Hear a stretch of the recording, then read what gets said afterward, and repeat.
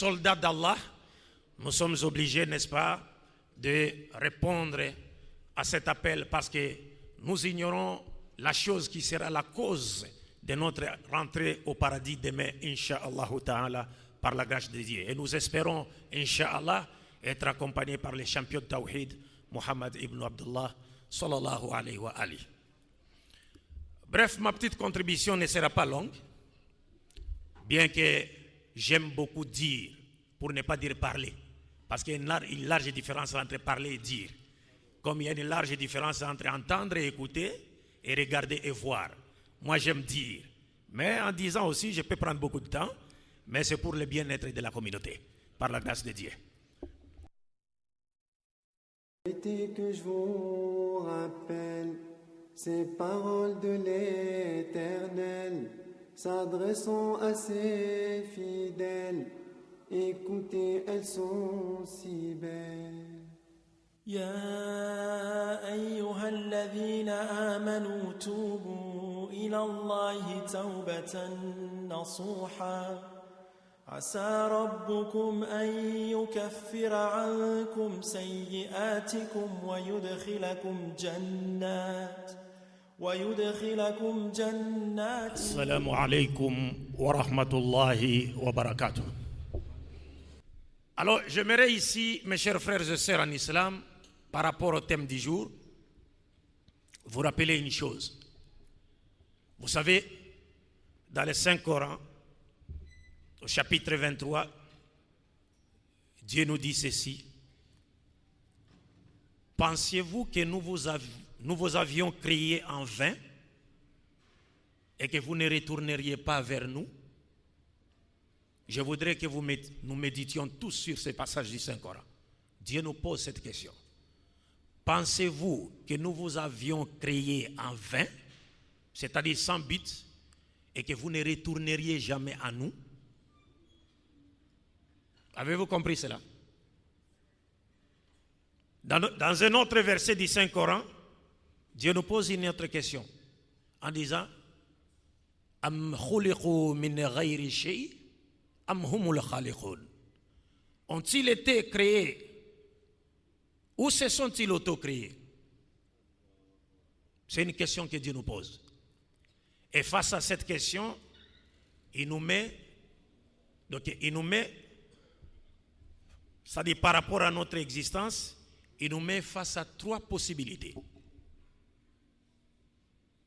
Ont-ils été créés à partir du néant ou se sont-ils auto-créés? C'est la question que Dieu nous pose. Et même aux athées qui font semblant de ne pas les reconnaître, mais qui les connaissent. N'est-ce pas? La raison raisonnante veut que même les athées reconnaissent l'existence de Dieu. Alors, face à cette question, nous nous retrouvons, par rapport à cette question, allais-je dire, nous nous retrouvons face à trois possibilités par rapport à notre existence. La première possibilité, c'est laquelle? Ont-ils été créés à partir du néant ou se sont-ils auto-créés? La première possibilité, c'est que nous existons de nous-mêmes. La seconde possibilité, nous nous sommes créés. La troisième possibilité, nous avions été créés par un créateur qui nous a tirés du néant à l'existence sans modèle préexistant. Laquelle de ces trois possibilités est-elle vraie? Et c'est la première qui veut que nous existions de nous-mêmes. Je vous pose cette question. C'est la première? Ce n'est pas la première. Donc la raison raisonnante refuse et dit non. Pourquoi? Parce que cette possibilité est absurde. Elle revient à nier la loi des causes à effet qui est la base de toutes les lois scientifiques. C'est-à-dire, s'il faudrait que nous croyions que nous existons de nous-mêmes, cela reviendrait par exemple à croire qu'il y a eu vol sans qu'il y ait de voleurs. Est-ce que vous comprenez? Donc cette première possibilité est fausse sur toute la ligne. Maintenant la seconde possibilité. nous nous sommes auto-créés, nous nous sommes créés nous-mêmes. Est-ce que cette possibilité est-elle vraie? Hein? Et vous savez pourquoi elle n'est pas vraie? Parce qu'elle contient en elle une confusion. Nous ne pouvons pas nous créer sans exister. C'est-à-dire, pour qu'on se crée, il faut avoir existé. Et si l'on existe déjà, c'est qu'on ne peut pas se créer. C'est qu'on a été créé par quelqu'un d'autre. Un élément causatif extérieur qui nous a tirés du néant à l'existence.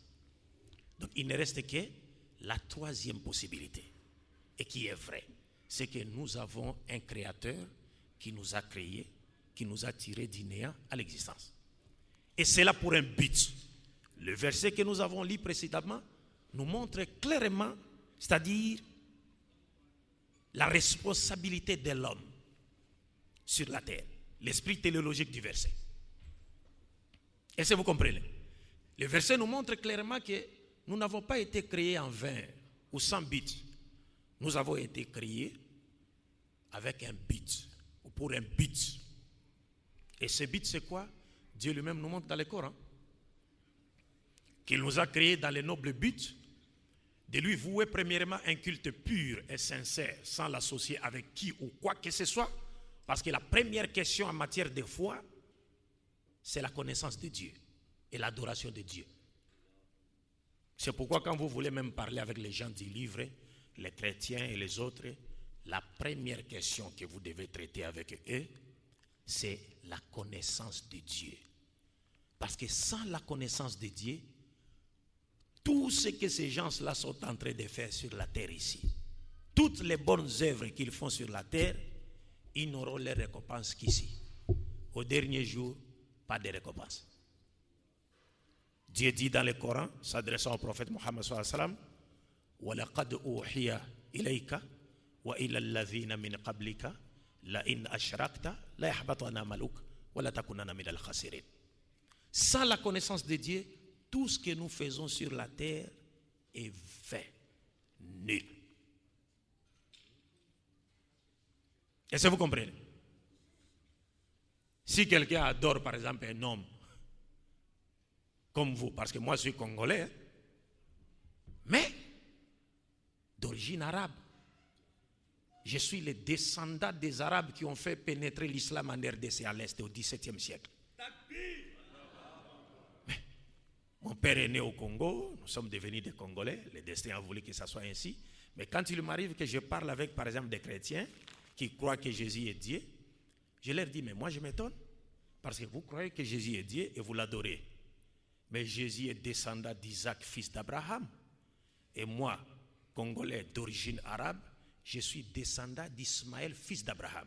Donc vous êtes en train d'adorer mon cousin. Est-ce que vous comprenez cela? C'est-à-dire, ils sont en train d'adorer mon cousin. Alors je leur dis souvent, mais vous ferez mieux de m'adorer moi, comme ça au dernier jour, je lui ferai un compte rendu. Takbir. Donc bref, mes chers frères et sœurs, ça c'est la première raison de notre existence sur la terre. Adorer Dieu sans l'associer avec qui ou quoi que ce soit, dans sa souveraineté, dans ses attributs, dans sa divinité, dans son adoration. La seconde raison, nous sommes appelés à mener une vie vertueuse fondée sur la volonté de Dieu, exprimée dans son livre, ou bien dans ses livres sacrés, dont la Torah, les psaumes, l'évangile de Jésus et le dernier qui est le Coran, donc le dernier testament de Dieu destiné à toute l'humanité. Et cette volonté a été pratiquement expliquée dans la sunna de ces messagers, dont le dernier est Muhammad sallallahu alayhi wa sallam. Et cela sur le plan vertical comme horizontal. Et enfin, nous sommes appelés à faire triompher la loi de notre Seigneur sur toute la surface de la terre, au détriment des systèmes politiques inventés par l'esprit de l'homme païen qui ne profite qu'à une minorité militairement forte et qui s'accapare de 90% des richesses de la terre. Pourtant, ces richesses sont proportionnelles à tous les peuples de la terre. Mais les gens continuent à mourir de faim. Alors que Dieu a placé ces richesses, elles sont proportionnelles à tous les peuples de la terre. Mais comme l'a dit le cheikh, on n'impose pas la charia. On n'impose pas la charia. On éduque d'abord la masse. Alors, bref, mes chers frères, pour que l'homme arrive à connaître le but de son existence, le prophète Mohammed sallallahu alayhi wa sallam nous dit, Dieu nous a envoyé des prophètes. Et parlant du nombre des prophètes qui ont été envoyés par Dieu, le prophète Mohammed sallallahu alayhi wa sallam nous dit, Dieu a envoyé 124 000 prophètes, dont 313 messagers. Prophète, Nabi, messager, Rasoul. En hébreu, Navi, Shaloucha, Rasoul. Il y a une différence entre prophète et messager, parce que les prophètes n'apportent pas la loi, mais un messager en même temps un prophète. Donc il peut aussi apporter une loi qui abolit la loi qui l'a précédée. Il n'y a jamais eu plusieurs religions provenant de Dieu. Il n'y a qu'une seule religion que Dieu a révélée à l'humanité, mais qui a connu plusieurs dispensations prophétiques dans l'espace et dans le temps. Il n'y a jamais eu plusieurs religions. Dieu est unique. La vérité salvatrice, elle est unique. Le but de la création de l'être humain est unique. Le but de l'envoi des messagers de Dieu est unique. La religion compte apporter les messagers de Dieu, elle est unique. Il n'y a pas plusieurs religions. Vous verrez les autres religions là. Ce sont des religions qui portent les noms des hommes. Et ces hommes-là ne connaissent même pas ces noms-là. Est-ce que vous comprenez? Vous pouvez voir aujourd'hui le judaïsme. Mais est-ce que Moïse connaît le mot judaïsme? Non. Vous allez voir le christianisme. Est-ce que Jésus connaît le mot christianisme? Non. C'est pourquoi notre père Abraham, qui nous a appelés musulmans, Dieu parlant d'Abraham dit, Ma kana Ibrahimu Yahudiyan wala Nasraniya walakin kana Hanifan muslima wa ma kana minal mushrikin. Abraham n'était ni juif ni chrétien, mais il était qui? Soumis, musulman. Wa ma kana minal mushrikin. Et il n'a jamais été du nombre des mushrikoun, associateurs. Je commence par la dernière partie. Wa ma kana minal mushrikoun. Vous savez que le nom d'Abraham est une expression de l'unicité de Dieu. Parce que Abraham, en langue araméenne, Ibra, veut dire refuser. Hima, c'était le nom du grand Dieu idole qui était adoré par le peuple d'Abraham. Quand Abraham a refusé d'adorer ce Dieu, Dieu a complété son nom Ibrahima, c'est-à-dire refuser Hima. En d'autres termes, c'est lui qui a refusé d'adorer le faux Dieu idole qu'on appelait Hima. Mais chez les chrétiens dans la Bible, on va vous dire, Abraham veut dire père d'une multitude de nations. Non, ça c'est, le nom d'Abraham a eu ce sens par rapport à la promesse que Dieu lui a faite. Ce n'est pas le sens de son nom. C'est comme dans la Bible, il y a un mot qu'on appelle, qu'on dit Babel, dans la Bible. Babel. Et que si tu demandais à un chrétien, qu'est-ce que signifie Babel, il te dira non, Babel veut dire confusion. Pourquoi? Parce que c'est à Babel que Dieu a confondu les langages humains. Tous ont parlé une seule langue. Mais selon la Bible, ce jour-là, Dieu a confondu les langages humains. C'est pourquoi on appelait Babel confusion. Alors qu'en réalité, le mot Babel ne veut pas dire confusion. Parce que c'est un mot constitué. Bab, porte, El, Dieu. Bab veut dire porte de Dieu. C'est là où les êtres humains à l'époque ont voulu construire une tour. Et ça, c'est ce que dit la Bible. On dit qu'ils ont voulu monter jusqu'au ciel pour aller attraper Dieu. Vous voyez, ils se sont construits une tour pour monter au ciel, pour aller attraper Dieu. Et la Bible nous dit, quand Dieu a vu cela, il a dit à ses anges, ah, ces gens veulent monter ici, il faut qu'on descende là-bas. Ben ça se trouve dans la Bible, ça. Il faut qu'on descende sur terre pour les confondre, pour qu'ils ne montent pas ici. Alors que la science aujourd'hui nous montre que tu ne peux même pas dépasser ta tête pour monter au ciel. Est-ce que vous comprenez ça? Alors, bref, donc le Coran nous dit, Nabi Ibrahim ne faisait pas partie des mouchirikoun. Et le Coran nous dit, il n'était pas juif. Pourquoi Abraham n'était-il pas juif? Vous savez, moi, mon rôle, c'est quoi? Quand je suis devant mes soeurs, mes frères et sœurs, mon rôle, c'est faire de sorte que vous ayez la joie et l'assurance d'appartenir dans la religion de Dieu. Parce que cela plutôt va créer quoi? Une ceinture de sécurité autour de vous. Par rapport à ceux qui s'acharnent à nous égarer, à nous détourner du droit chemin. Nous les verrons, Inch'Allah. Comment Dieu nous les a montrés dans les Saints Corans. Mais ici, je vais rapidement. Donc, le Coran nous dit Abraham n'était pas juif. Pourquoi Abraham n'était pas juif? Parce que le mot juif dérive du nom de l'un des arrière-petits-fils d'Abraham. Parce que, c'est-à-dire, Abraham a eu Isaac. Isaac a enfanté Jacob. Jacob, Nabi Yacoub, a eu 12 fils. L'un d'eux s'appelait Juda. Et c'est du nom de Juda, Yahoud, qu'est sorti le nom judaïsme. Mais Abraham, lui, a existé avant Juda.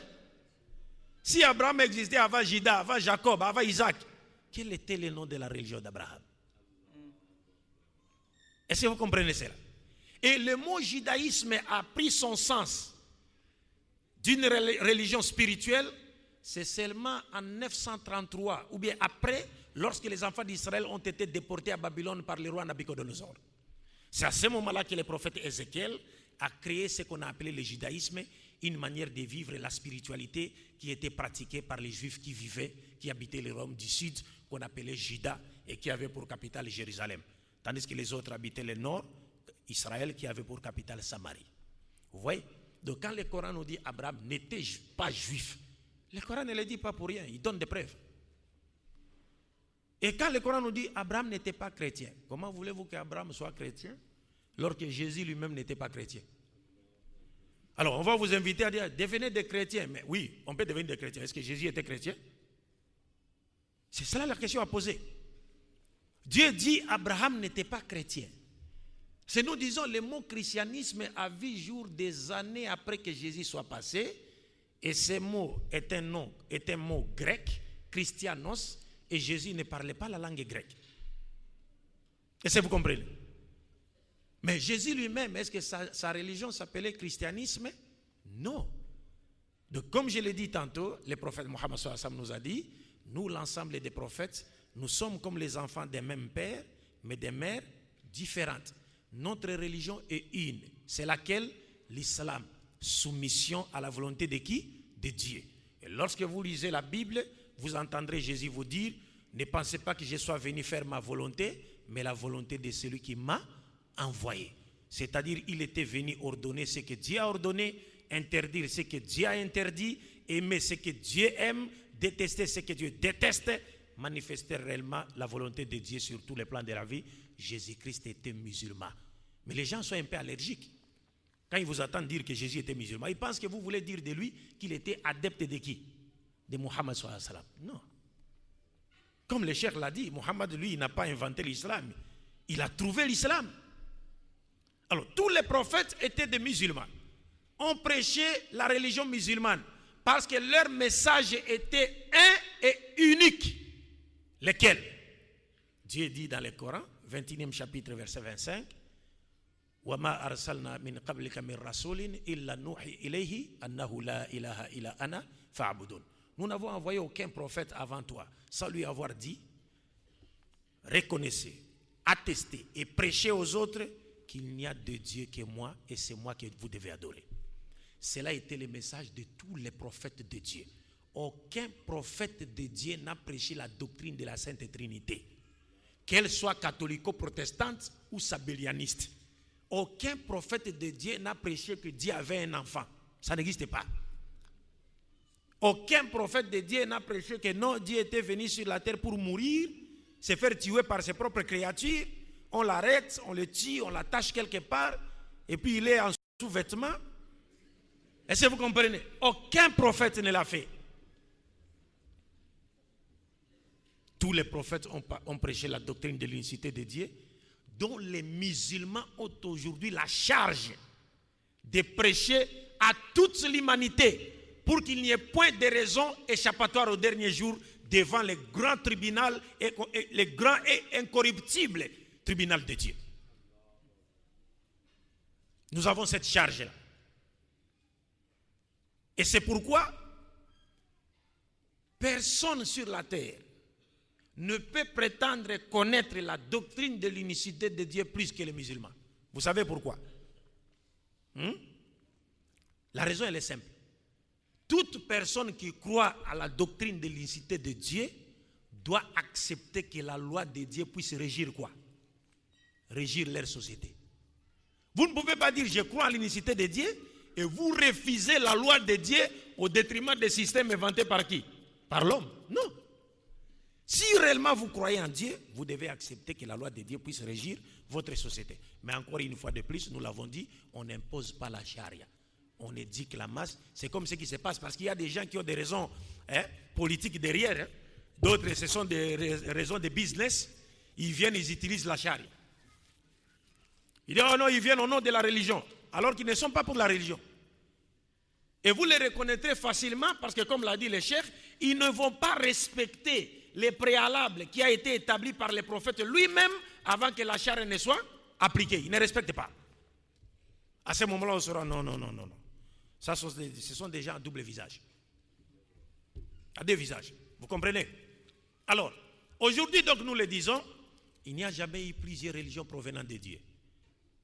Et comme je n'ai cessé de le dire, pour les comprendre, vous savez qu'ici au Burkina Faso, vous avez eu au moins 6 présidents.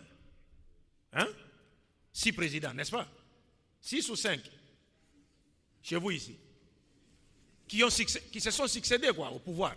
C'est combien le nombre? Mais vous n'êtes pas des vrais Burkinabés ou quoi? Vous êtes des infiltrés? Vous êtes des infiltrés ou quoi? Hein? Bon, le premier président c'est qui? Le second président? Le troisième? Le quatrième? Le cinquième?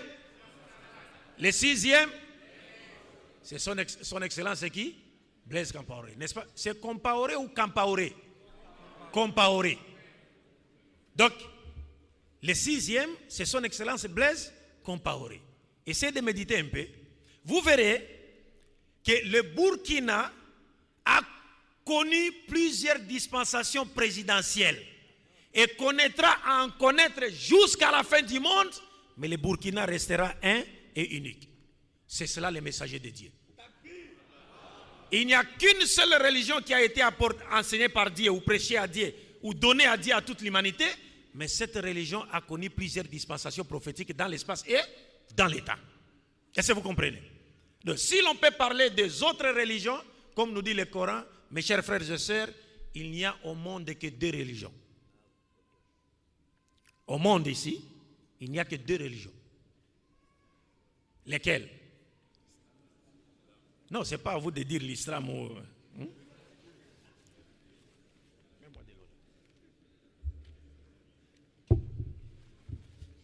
Au monde, il n'y a que 2 religions, mes chers frères et sœurs. Le Coran nous dit Imma shakiran wa imma kafura. Imma shakiran wa imma kafura. Il n'y a pas une 3e voie. Donc, si nous devons parler en termes de religion, il n'y a que 2 religions. Une religion qui nous provient de Dieu et qui nous invite à nous soumettre à sa volonté, n'est-ce pas? Et une autre qui nous provient du diable et qui a plusieurs facettes et qui nous détourne de quoi? De vouloir divin. Parce que la religion du diable a plusieurs facettes. Mais comme le cheikh l'a dit, Kofru, Milatun, Wahida. Mais une seule religion, mais ça change seulement ça change de facettes seulement, de faces seulement. Mais c'est la même religion. Alors, nous les musulmans, par la grâce de Dieu, nous devons être fiers. Pourquoi? Parce que nous sommes les héritiers de la religion qui a été prêchée par l'ensemble des messagers de Dieu. Cela étant, certaines personnes sont jalouses de nous et s'acharnent à nous détourner de quoi? De cette religion-là. Et c'est pour 2 raisons principales. C'est soit par haine ou par jalousie. Dieu nous dit dans le Coran, cher, je peux avoir le chapitre 2, versets 109 à 121 du Saint-Coran. Vous allez tous, en rentrant, n'est-ce pas? Même demain, Inch'Allah, si Dieu le veut, essayez de relire ces versets du Saint-Coran. Chapitre 2, versets 109 à 121. Nombre de gens du livre. S'il vous plaît. Oui. Bien que je ne vois pas bien, bon là. Je vous lis les versets.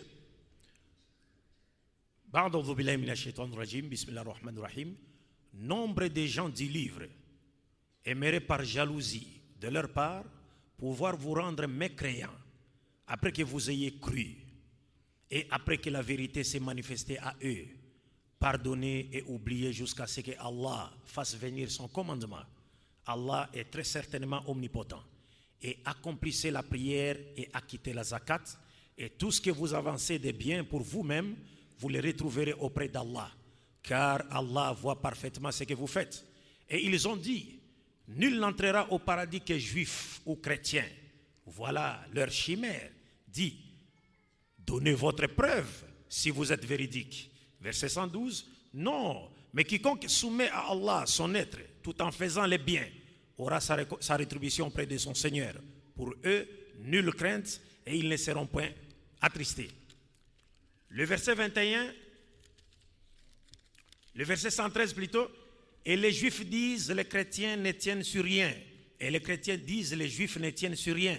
Alors qu'ils lisent les livres, de même ceux qui ne savent rien tiennent un langage semblable au leur. Eh bien, Allah jugera sur ce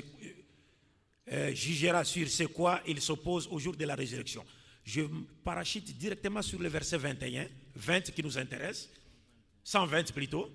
Le verset dit ceci, ni les Juifs, ni les chrétiens ne seront jamais satisfaits de toi jusqu'à ce que tu suives leur religion. Dis, certes, c'est la direction d'Allah qui est la vraie direction.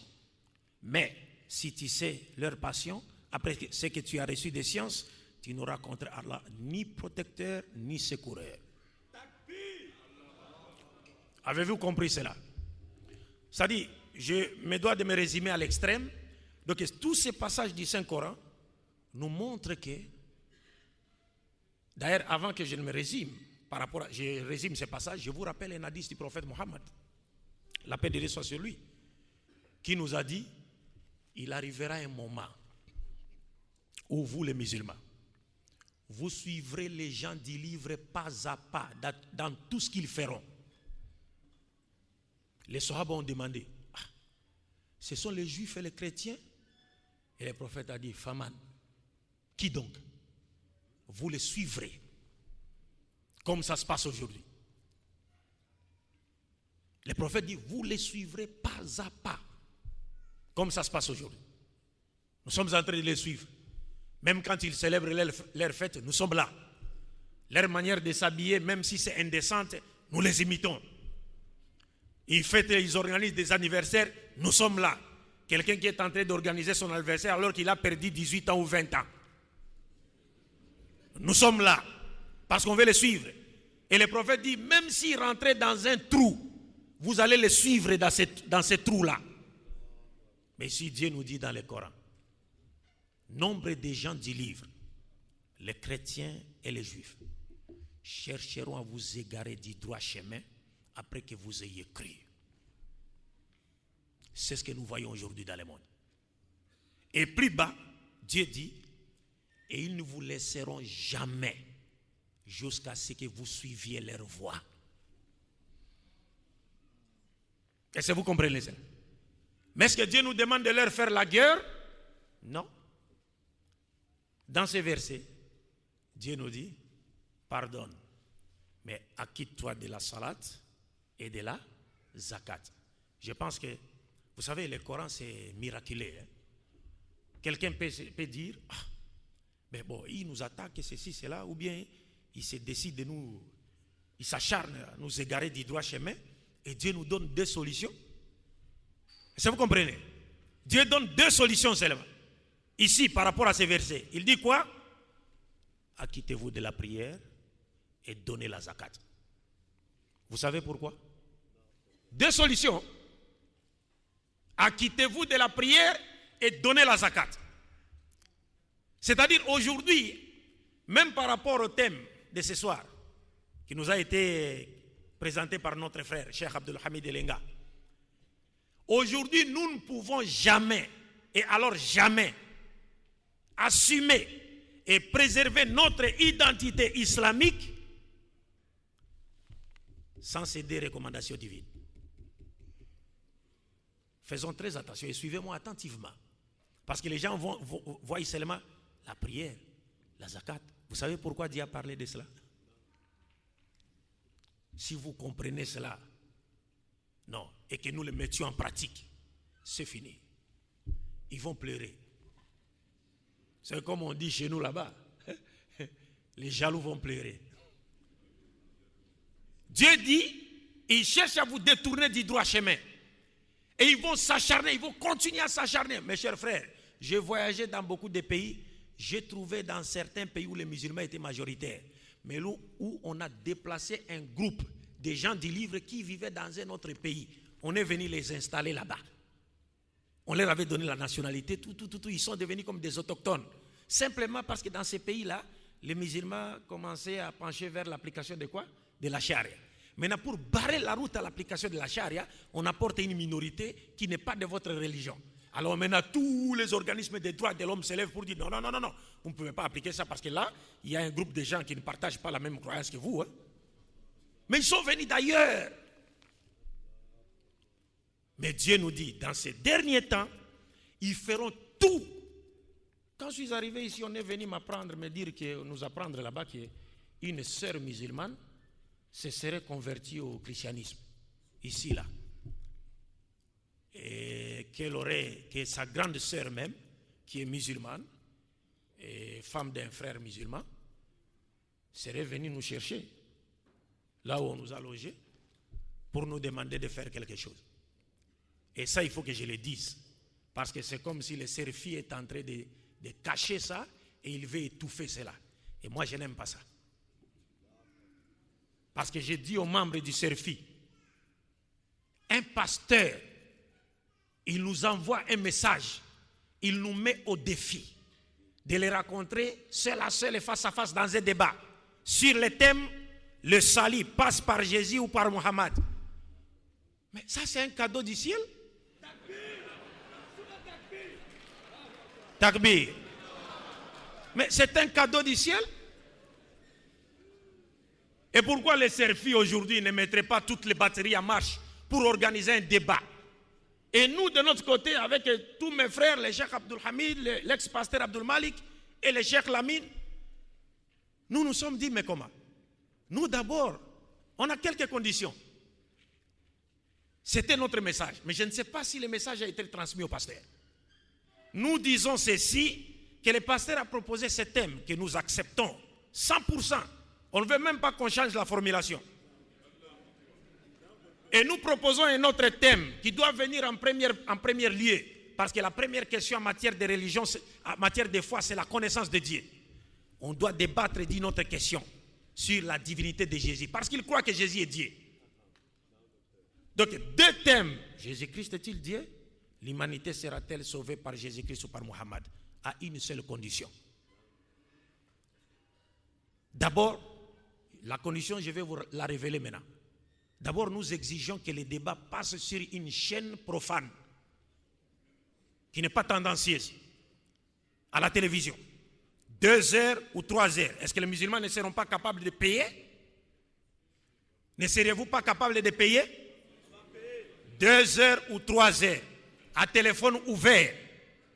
Et la seule condition que moi, personnellement, j'exige, en ayant confiance, étant sûr que je possède la vérité qui a été enseignée par tous les prophètes de Dieu, comme nous l'a dit Mohammed sallallahu alayhi wa sallam, que le vaincu se convertisse à la religion du vainqueur. C'est la seule condition. Que celui qui n'aura pas la vérité puisse se convertir à la religion de celui qui a la vérité. Parce que nous devons arrêter cette hémorragie-là. Il a commencé avec une sœur. Demain, il va aller vers une autre sœur, vers des frères. Est-ce que vous comprenez cela? Il faut qu'il y ait un débat. On ne va pas se battre, mon frère. On ne va pas se battre. Nous venons d'un pays où les chrétiens sont majoritaires. Nous sommes minoritaires. Mais nous ne sommes jamais battus. On fait les débats seulement. Pour que la vérité fasse quoi? La vérité éclate. Alors bref, mes chers frères et sœurs en islam, Dieu dit dans ces passages du Saint-Coran, il nous montre des secrets pour relever la tête, pour assumer et protéger notre identité musulmane. Dieu nous dit, accomplissez la prière, donnez la zakat. Pourquoi accomplir la prière? Parce que l'accomplissement de la prière, c'est le premier signe visible devant nous permettre, n'est-ce pas, de confirmer ou de préserver notre identité musulmane. La prière. Et vous devez savoir que l'accomplissement de la prière inclut la connaissance de Dieu, qui est, c'est-à-dire la base sur laquelle est assise notre identité musulmane. C'est-à-dire on ne peut pas aujourd'hui